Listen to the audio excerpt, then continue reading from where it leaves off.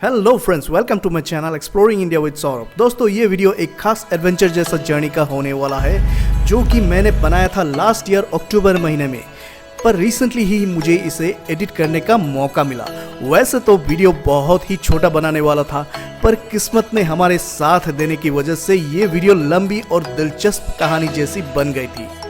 तो फिलहाल आते हैं वीडियो के मेन टॉपिक पर। तो आज के वीडियो में हम बनाने वाले थे अरुणाचल प्रदेश की पासीघाट शहर से गुवाहाटी तक विमान यात्रा, जो कि एक डायरेक्ट फ्लाइट थी। तो इसी तरह खूबसूरत वादियों, रास्ते, नदियां, आसमां, हरे भरे नजारे में से गुजरते हुए हमने यात्रा शुरू किया रुकसिन से पासीघाट तक, जो कि लगभग 45 मिनट के थे। और इसी तरह हम आके पहुंच गए थे पासीघाट का बहुत ही प्यारा सा एयरपोर्ट तक। चेक इन करने के बाद बोर्डिंग पास लेकर सिक्योरिटी चेक से गुजरते हुए हम पहुंच गए पासीघाट एयरपोर्ट की वेटिंग हॉल तक। बहुत समय वेट करने के बाद हमें इन्फॉर्म किया गया था कि खराब मौसम की वजह से जिस विमान से हम जाने वाले थे पासीघाट से गुवाहाटी तक, वो विमान आ रही थी गुवाहाटी से पासीघाट तक, और उस विमान को पासीघाट एयरपोर्ट में उतरने की अनुमति नहीं दिया गया था। और इसी तरह हमें लगा कि शायद ये वीडियो यहीं तक एंड करना पड़ेगा, क्योंकि ये जर्नी अधूरा जो रह गया। परंतु फ्लाईबिग एयरलाइंस ने हमें निराश होने नहीं दिया और कहा कि 3 महीने के अंदर आप इसी टिकट से फिर ट्रैवल कर सकते हो। पर हमें लगा कि गुवाहाटी जाना बहुत ज़रूरी है, तो उसने एक बेहतरीन ट्रैवल रूट उसी दिन हमें बना कर दे दिया। और इसी तरह हमें मिल गया डिब्रूगढ़ से गुवाहाटी की टिकट वाया अगरतला। और बस एक और एडवेंचर ट्रिप की शुरुआत हो गई थी हवाई जहाज के माध्यम से। पासीघाट एयरपोर्ट से डिब्रूगढ़ एयरपोर्ट की दूरी लगभग 160 किलोमीटर की थी, और उस टाइम बज रहा था सुबह की 9 और हमारा फ्लाइट डिब्रूगढ़ से था दोपहर 2 बजे की, और हमें पहुंचना था 12 बजे के अंदर डिब्रूगढ़ एयरपोर्ट तक। तो हमने पासीघाट से डिब्रूगढ़ एयरपोर्ट की यात्रा कुछ इस तरह से प्लान किया। सबसे पहले तो हम पासीघाट एयरपोर्ट से पासीघाट टाउन तक पहुंचा, उसके बाद वहां से रुकसिन, और फिर रुकसिन से हमें मिल गया डायरेक्ट सिलापत्थर जाने की गाड़ी। और बस खूबसूरत नज़ारों के बीच से गुजरते हुए हम पहुंच गए सिलापत्थर, और उसके बाद सीधा गाड़ी पकड़ी और डिब्रूगढ़ के लिए निकल पड़े।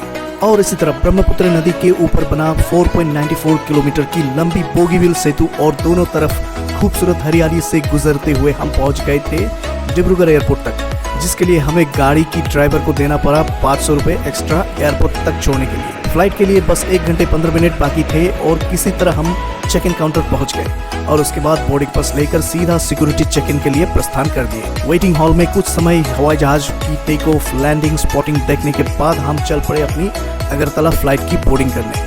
लकीली मुझे मिल गया था विंडो सीट, जो कि मुझे बहुत पसंद है, और क्योंकि यहाँ से मुझे आपके लिए वीडियो बनाने में बेहतर शॉट्स लेने की सुविधा होती है। और इसी तरह रनवे से दौड़ते हुए हम टेक ऑफ कर चुके थे डिब्रूगढ़ एयरपोर्ट से, और धीरे धीरे बादलों में खो गए थे।